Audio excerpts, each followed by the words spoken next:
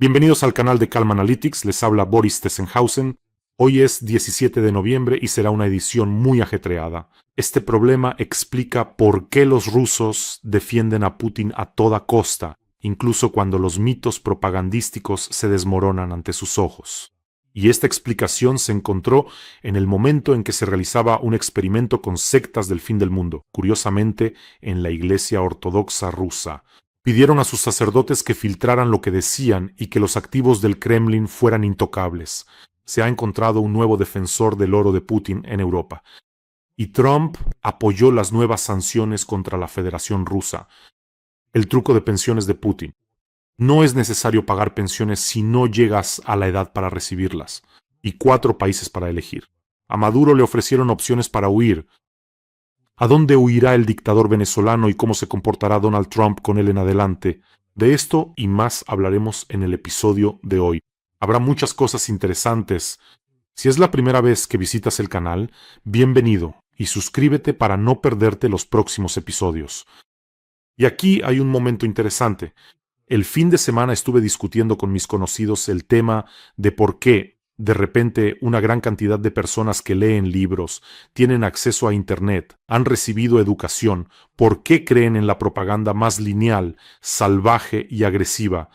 Saben, tengo conocidos, o mejor dicho, tenía, porque dejé de comunicarme con ellos. Con ellos se puede hablar, por ejemplo, de cine, entienden, razonan, sobre literatura también se puede, pero apenas se toca el tema de Putin o la agresión rusa, es como si se transformaran por completo. Creo que cada uno de ustedes tiene conocidos así. ¿En qué consiste este fenómeno? Porque estas personas pueden conversar sobre unos temas, pero sobre otros es como si se les bajara una visera, sobre biolaboratorios, sobre mosquitos de combate que supuestamente infectarán solo a los rusos. Ellos creen en todo eso. Es decir, por un lado discute algún tema económico o científico y por otro lado cree que Ucrania quería atacar a Rusia, un estado nuclear, que todo va según el plan de Rusia. Cuando Rusia, después de la invasión a gran escala, lleva ya 4 años atascada, 1 año y medio, toman a Pokrovsky, todo esto va según el plan, resulta que así lo habían planeado, que las sanciones benefician a Rusia y ellos lo creen. ¿Pero solo la propaganda rusa tiene la culpa de que se comporten así? Bueno, no se trata de eso. ¿Por qué siguen creyendo?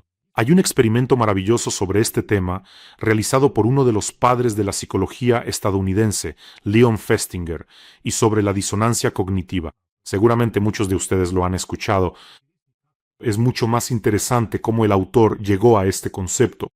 Ahora, con el ejemplo de una secta del fin del mundo, les voy a mostrar por qué la mayoría de los rusos sigue creyendo en cosas completamente absurdas. Entonces, un experimento muy interesante tuvo lugar en el contexto de los años 50 en Estados Unidos, con el miedo a la guerra atómica y el auge de las sectas apocalípticas en el país. Y entonces, Leon Festinger se entera de la secta llamada Los Buscadores. Ellos esperaban el fin del mundo para el 21 de diciembre de 1954. La líder era Dorothy Martin, a quien llamaban la hermana Tedra, y ella afirmaba que recibía mensajes de los guardianes del planeta Clarion, que Jesús ya estaba allí en el planeta Clarion, y que por lo tanto el fin del mundo se acercaba y Jesús se llevaría a todos, aunque ni siquiera sería el propio Jesús.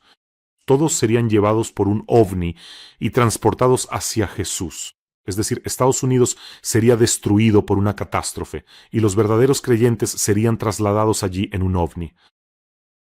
Y en la secta había varias decenas de personas. Había ingenieros, había estudiantes, había gente de todo tipo. Es decir, muchos dejaron sus trabajos, vendieron sus pertenencias solo para salvarse. Así de fuerte creyeron en eso. Y este padre de la psicología, uno de los padres de la psicología estadounidense, se infiltra en esta secta junto con sus colegas haciéndose pasar por conversos.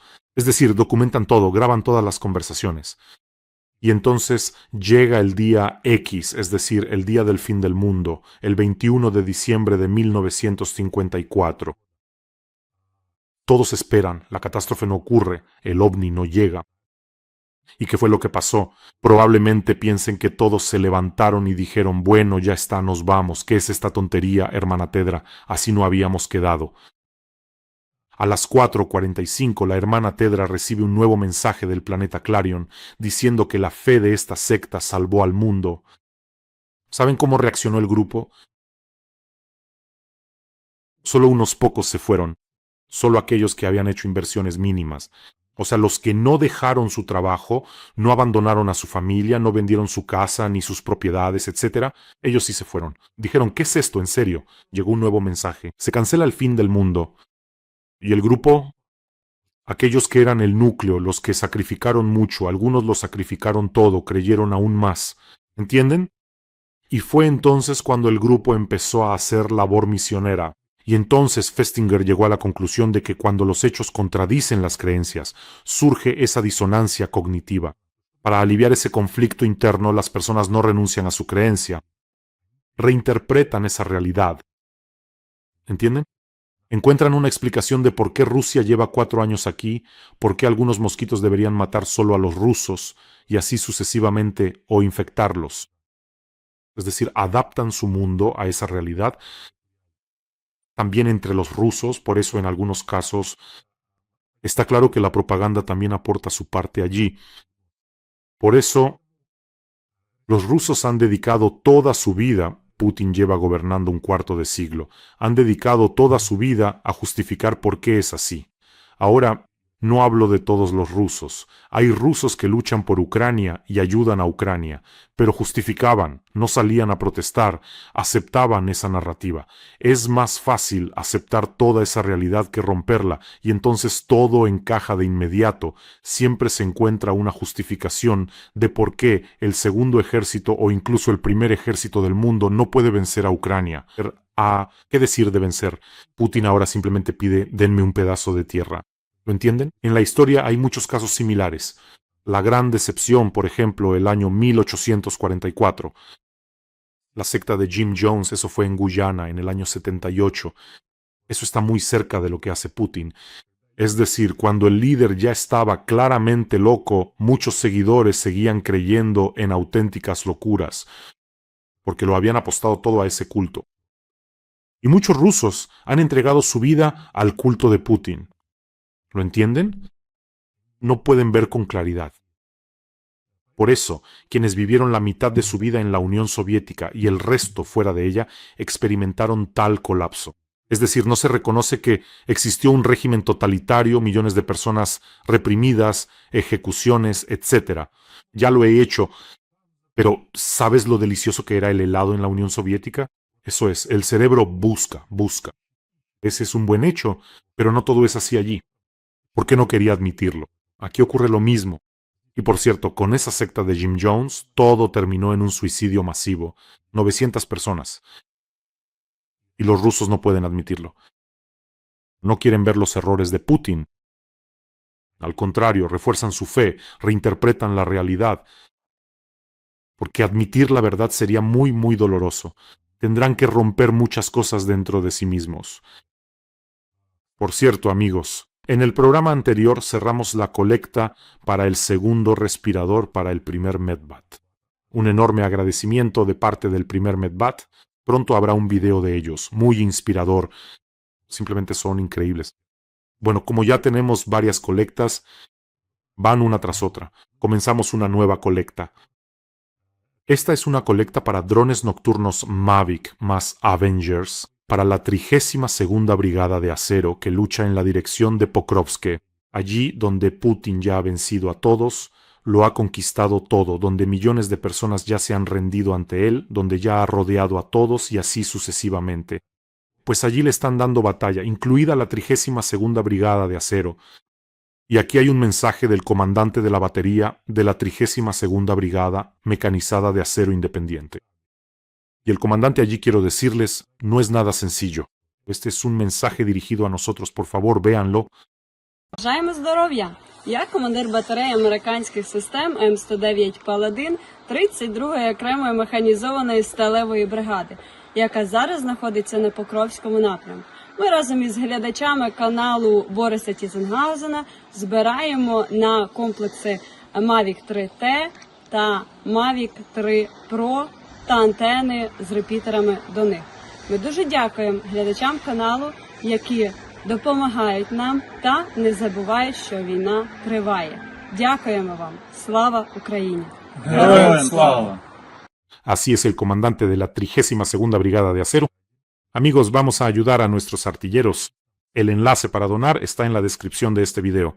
Allí hay opciones de Mono, Privat y PayPal para quienes quieran ayudar desde el extranjero. A cada uno, cada vez, les doy las gracias más enormes. Si de repente no ven los datos, si están viendo en otro canal, aquí tienen un código QR que también lleva a la colecta. Y recuerdan la increíble historia del batallón médico al que le conseguimos un respirador artificial.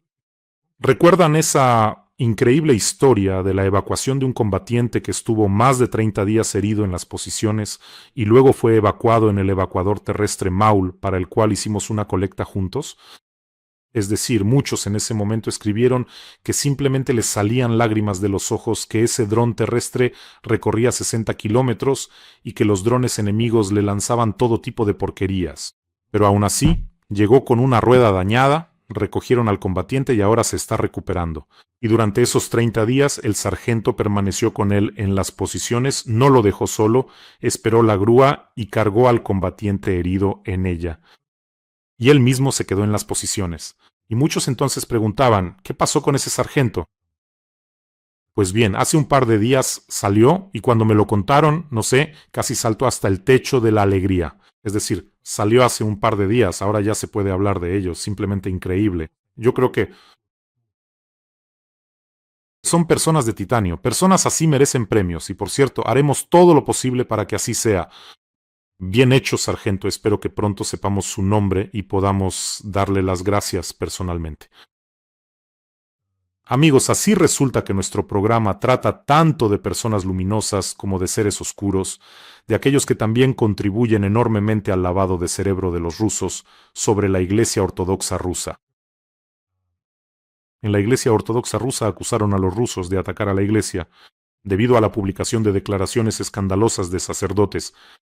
Cito: las publicaciones en Internet de declaraciones escandalosas de sacerdotes tienen un carácter planificado, declaró el presidente del Departamento Sinodal del Patriarcado de Moscú para las relaciones de la Iglesia con la sociedad y los medios de comunicación.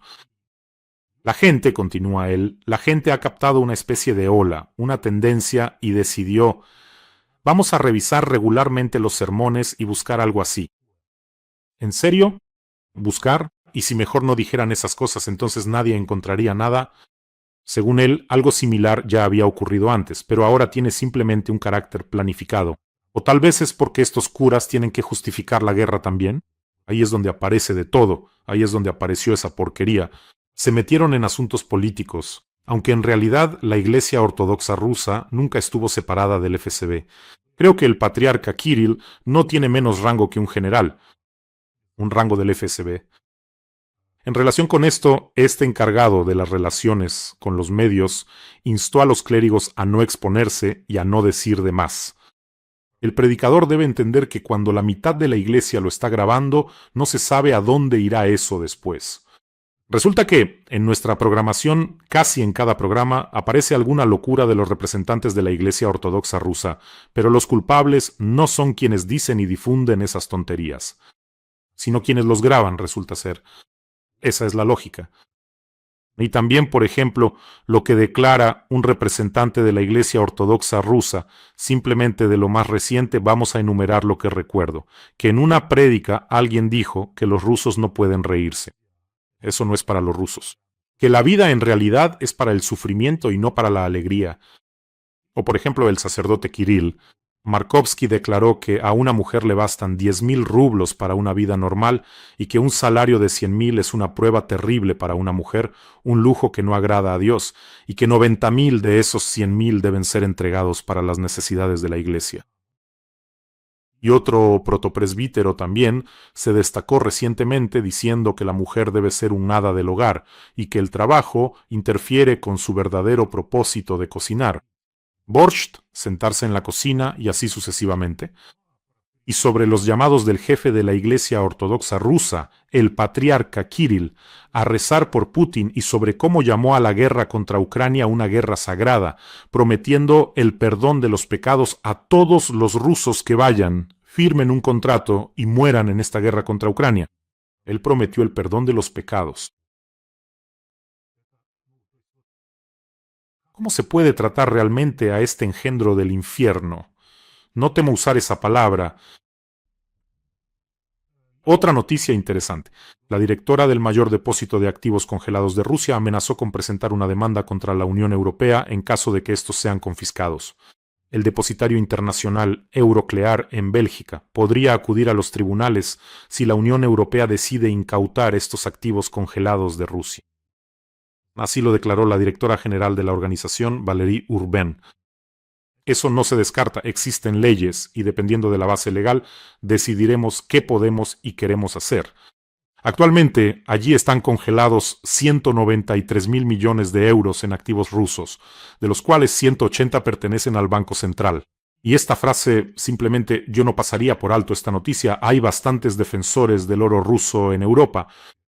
Por supuesto, esto no es gratis, por lo que parece. Lo más importante para Euroclear es la confianza y la reputación. Somos el eslabón clave que debe permanecer impecable para la estabilidad de los mercados financieros, subrayó ella. Y calificó como el peor escenario aquel en el que, si los fondos se transfieren a Ucrania para la reconstrucción, Euroclear recibiría la obligación de devolverlos. Y esto es lo que pasa. Si se levantan las sanciones, Rusia puede venir en cualquier momento y exigir que le devuelvan estos activos. ¿Quién nos devolverá entonces los 140.000 millones de euros para transferírselos a Rusia? ¿Quién se los devolverá a las miles de familias ucranianas, a sus seres queridos? ¿Quién les devolverá a los ucranianos sus ciudades que han sido borradas del mapa? Nada cambia, simplemente nada. Sí, lo entiendo, tienen miedo de que ahora otros dictadores saquen de allí su dinero sucio. Lo llevarán a aquellas jurisdicciones donde estará seguro y entonces sufrirán ciertas pérdidas.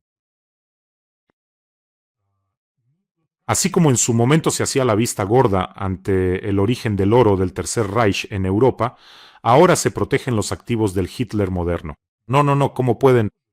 ¿Y qué pasa? ¿Cuál es el problema? En aquel entonces decían, ¿cuál es el problema de suministrar acero, combustible, no sé, a la Alemania nazi? Pero si no vemos a quién matan allí, quizás no matan a nadie en absoluto. No se pueden tocar los activos rusos, la reputación sufrirá.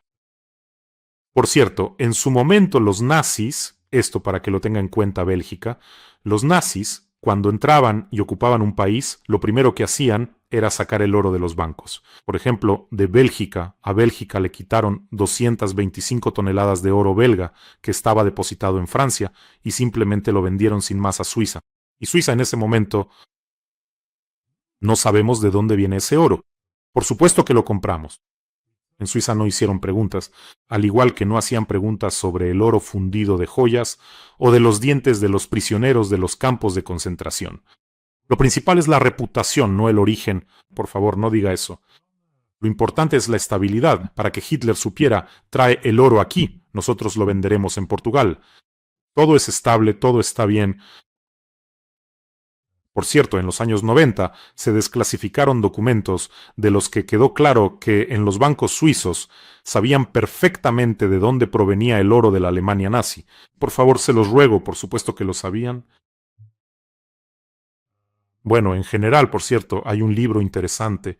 No solo Europa comerciaba con Hitler, no solo Europa colaboraba con Hitler, y ni siquiera era principalmente Europa. Recientemente me encontré con un libro de un periodista de investigación que salió en 2001, del historiador de investigación Edwin Black. Se llama IBM y el Holocausto. La alianza estratégica entre la Alemania nazi y la corporación más poderosa de Estados Unidos. No conocía este hecho, lo admito. Y en este libro se presentan pruebas documentales de cómo la corporación IBM, bien conocida por todos ustedes, a través de sus filiales alemanas, colaboró con el gobierno nazi de Adolf Hitler desde la creación del Tercer Reich en enero de 1933 hasta el último día de existencia del régimen en mayo de 1945. Eso ya es el final de la Segunda Guerra Mundial. En el libro se publica el papel de IBM. Ellos contribuyeron a la creación y al llenado de las tarjetas perforadas. Con los datos del Censo Nacional de Población, logística militar, estadísticas de los guetos, gestión del movimiento de trenes, administración de los campos de concentración. A los nazis les resultó mucho más fácil identificar a los judíos gracias a esta sistematización con tarjetas.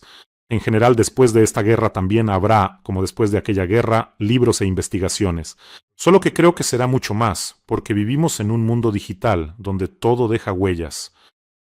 Y les recuerdo que el próximo año, casi el 40% del presupuesto ruso en Rusia se destinará a defensa y fuerzas de seguridad. ¿Y qué significa eso? Eso significa que cada dólar que recibe Rusia fortalece su máquina militar. Es decir, cada dólar que se le paga a Rusia por lo que se le compra, en realidad es una contribución a esta guerra, a la muerte de ucranianos. Entiendo que mientras no tengas que agarrar a tu hijo en medio de la noche y correr a un refugio, bajo el rugido de la alarma aérea, mientras no hayas perdido a tus seres queridos, mientras no hayan destruido tu casa. Son solo palabras de un país lejano. Bueno, sí, allá gastan tanto, gastan tanto. Yo mismo, antes de esta guerra, recuerdo cómo mi bisabuela repetía toda la vida: ojalá no haya guerra ni hambre. Y yo pensaba, bueno, Dios mío, ¿por qué lo repites? La guerra terminó hace mucho tiempo. Ahora los ucranianos entienden perfectamente esas palabras. El mundo ha llegado a los vuelos a Marte, a la inteligencia artificial, a los aparatos no tripulados. Y en este mundo, una vieja carroña calva puede permitirse intentar destruir a todo un país y a una nación libre. Es decir, a Putin le enfurece que Ucrania no se rinda. No debería ser así, amigos. Por cierto, suscríbanse a este canal, eso ayuda a promocionarlo y a luchar contra la propaganda rusa. Pero también estamos desestabilizando esa supuesta grandeza mítica de Rusia y a la rata de papel que está al mando de ese país. Así que suscríbanse, que seamos más, que más personas conozcan la verdad. Bueno, y en Rusia ha sucedido que los que se rebelan son los niños. ¿Ven cómo son las cosas? En Moscú, los escolares y sus padres se niegan masivamente a instalar el mensajero nacional MAX. Solo el 7% de los escolares han instalado este mensajero MAX, a pesar de una campaña muy agresiva por parte de las autoridades. Es decir, estos resultados se anunciaron en una reunión a puerta cerrada del Departamento de Educación de Moscú. Y el 7% entre los niños, el 20% entre los padres y el 62% entre los profesores, porque los profesores son la categoría más vulnerable. O sea, si pensaban que Putin iba a subirles el sueldo a los profesores y que iban a vivir bien, no, ellos solo deben sobrevivir y humillarse por cada centavo, buscarse algún trabajo adicional, deben aguantar, aferrarse a su puesto, entonces harán todo lo que se les pida. Para Putin, ellos cumplen una función importante. Deben moldear la mente de los niños en las escuelas, pero los niños no quieren, ¿entienden? Solo el 7%. Además, ¿no? ¿Saben? Hay una correlación interesante ahí. La implementación de este mensajero es más difícil en las instituciones con un alto nivel de preparación. Es decir, allí el ranking anual se elabora en base a los resultados del examen estatal unificado. Y los indicadores más bajos de adopción de este mensajero los mostraron los gimnasios que ganan todas las olimpiadas. Este mensajero vigila a los rusos, los controla y así sucesivamente. ¿Por qué lo llamaron Max de inmediato? ¿Para qué? Podrían haberlo llamado, no sé, Gran Hermano o Gran Pu o, no sé, Camarada Mayor. Bueno, y sí, la dependencia del nivel de preparación también dice mucho. Desde hace poco en Rusia funciona el llamado sistema de enfriamiento de tarjetas SIM. Yo también me enteré de esto hace poco. Esto es cuando un usuario entra a Rusia desde otro país, entra a Rusia en roaming y se le bloquea el internet por un día. ¿Para qué se hace esto? Es decir, si una tarjeta SIM cruza la frontera, puede estar insertada en un dron, hay que desactivarla. Por eso, a todos los rusos que no han confirmado su identidad, es decir, si el camarada mayor no ve que se trata de Iván Ivanov, entonces les apaga el internet por un día. Supuestamente esto se hace para combatir los drones que utilizan estas tarjetas. Bueno, les diré esto. Si en algún momento en Rusia introducen la verificación obligatoria de identidad a través de ese mensajero nacional, o te desconectan inmediatamente de internet y de las llamadas, todos se verán obligados a instalarlo. Quizás alguien se compre un segundo teléfono o encuentre otra manera. Antes, lo que para los escritores de ciencia ficción parecía una utopía, como en Bradbury o Stanisław Lem, hay momentos en los que, saben, en cierto momento del día debe sonar algún tipo de sonido. En Rusia probablemente será una campana. y los rusos se levantarán y tendrán que verificar su identidad, y tendrán que hacerlo a través de ese mensajero, y luego seguirán con sus asuntos. Así que, como se dice, recuerden esta publicación. Créame, dentro de medio año, dentro de un año, tampoco les parecerá ciencia ficción. Bueno, y ahora pasamos a las noticias de ultramar. Estados Unidos está preparando un proyecto de ley sobre sanciones contra los países que hacen negocios con Rusia. Es decir, Trump confirmó que sabe que se está preparando algo, solo que no entendí del todo si se refiere al proyecto de ley de Graham y Blumenthal, pero en la versión en la que lo están preparando no les gusta porque este proyecto de ley implica la introducción de un arancel del 500% contra quienes compren petróleo ruso sobre los productos que suministran a Estados Unidos. El 500% es simplemente una prohibición inmediata. Bueno, o sea, aquí me parece, está claro. Y en el proyecto de ley se prevé la posibilidad de que Trump otorgue excepciones o prórrogas en interés de la seguridad nacional. Es decir, no sé por qué Trump le concedió a Orbán una prórroga. ¿Qué tiene que ver ahí la seguridad nacional? Orbán lo pidió insistentemente y obtuvo una prórroga de un año, aunque Hungría misma comunica que les dieron una prórroga indefinida. O sea, si van a existir este tipo de resquicios, a este le dan una prórroga. Con China mejor no peleemos, no les impongamos esos aranceles draconianos, con la India tampoco nos apetece mucho, entonces entendemos cuál será el efecto. Pero nosotros probablemente entendemos muy bien que para que Putin empiece a chillar como una ratita hace falta que realmente China e India dejen de comprar petróleo ruso. Eso es todo. Putin está en una dependencia absoluta de China e India.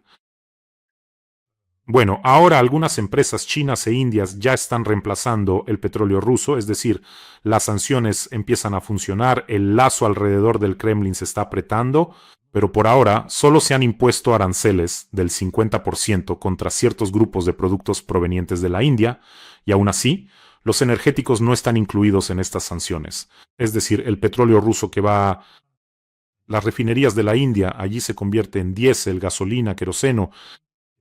Después, este producto, el derivado del petróleo, ya no está sujeto a sanciones. Y también me gustan mucho las iniciativas, las últimas iniciativas de los funcionarios de Putin para intentar sacar hasta los últimos impuestos que aún se pueden exprimir de algún lado, porque no hay suficiente dinero para la guerra. ¿Por qué me gusta? Porque esto se parece a una agonía. Subir, subir, subir los impuestos, quitar, quitar. Una nueva iniciativa. En la Duma estatal propusieron retrasar la edad de jubilación en 10 años. El autor de la iniciativa, un diputado de apellido Besarab, afirma que así los rusos podrán aumentar sus futuras pensiones. Imagínense, si los hombres se jubilan a los 75 años y las mujeres a los 70, entonces podrán aumentar su pensión. Entonces miren, los hombres a los 75 años, la esperanza de vida promedio de los hombres en Rusia es de 68 años. Es decir, si se jubilaran a los 100 años, entonces en general no habría que pagarle pensión a nadie. Es una iniciativa maravillosa. Y aún así, ¿entienden? Si se encuentran con pensionistas rusos en la calle, tal vez no a todos, pero si les preguntan, dirán que quieren aumentar la edad. Bueno, pues si es necesario, entonces hay que hacerlo. ¿Lo entienden? Esto es de lo que hablaba al principio del programa. Cuando ellos adaptan la realidad, bueno, entonces se supone que es necesario para el país. No es para el país, es para uno solo, para una rata almizclera calva que no puede salir de la guerra, que ya no sabe desde qué lado prenderle fuego a Rusia para que al menos gane algo en esta guerra.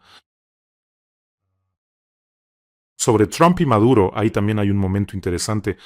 Trump finalmente declaró estar dispuesto a iniciar negociaciones con Maduro, después de que un grupo de portaaviones ya había entrado en el Mar Caribe. Bueno, en fin, Maduro, escóndete en el trigo, que yo, siendo así, hablaré contigo, dijo Trump. Bueno, dijo él, ellos quisieran hablar, veremos qué sale de eso. Y enseguida sale un material, otro más de político, diciendo que Maduro podría huir a Rusia, siguiendo el ejemplo de Assad y Yanukovych. En realidad tiene 4 opciones para huir. Turquía, Cuba. Que si Rusia y aún algún otro lugar más. Entonces, yo lo dudo mucho. La opción más probable es Cuba, Eso si realmente quiere huir, ahí ya hay miles de millones por ese petróleo. Lo repetiré cada vez, imagínense. Venezuela es el país más rico del mundo en yacimientos de petróleo probados, el más rico, y miren lo que Maduro ha hecho con él. Es decir, ya habría, no sé, en la selva habrían surgido algunas ciudades resplandecientes, todos vivirían en el lujo, bueno, tal vez no todos, pero seguro que todos vivirían con abundancia, pero no es así. En cuanto a Turquía, sí, allí Erdogan realmente puede dar garantías, Erdogan puede dar garantías firmes. Pero en cuanto a Cuba, Maduro, por lo visto, por la cantidad de dinero que ha sacado de Cuba durante todo su tiempo en el poder, podría comprarse la mitad de Cuba para sí mismo. Y estoy seguro de que considera a Rusia como la última opción a la que huiría, porque allí los dictadores se convierten prácticamente en prisioneros, los despluman, sus activos quedan bajo control. Y entonces Maduro estará paseando, Patrushev estará allí como guardia en la torre, y Maduro junto con Assad y Yanukovych estarán caminando por el patio interior en algún lugar de la región de Moscú. Así que esperamos el desarrollo de los acontecimientos, pero Trump por lo visto está decidido en serio. ¿Lograrán presionar a Maduro o no? Creo que sí pueden. Pero siempre evaluamos a los dictadores con matrices racionales, y eso no se puede hacer. Incluso existe un concepto llamado el efecto Maduro. Es cuando un dictador está dispuesto a llevar al país al desastre, a destruir la economía, a desatar una guerra civil, a incendiar completamente el país, pero no soltar el poder. Este factor también debe tenerse en cuenta. Pero para eso existen otras herramientas. ¿Ya han llegado a Puerto Rico? Y ustedes, amigos, cuídense, cuiden a sus seres queridos, suscríbanse a este canal y vamos a ayudar a nuestros artilleros, esos que en la dirección de Pokrovsk están golpeando a los rusos tan fuerte que hasta da gusto verlo. Que tengamos todos un día tranquilo y gloria a Ucrania.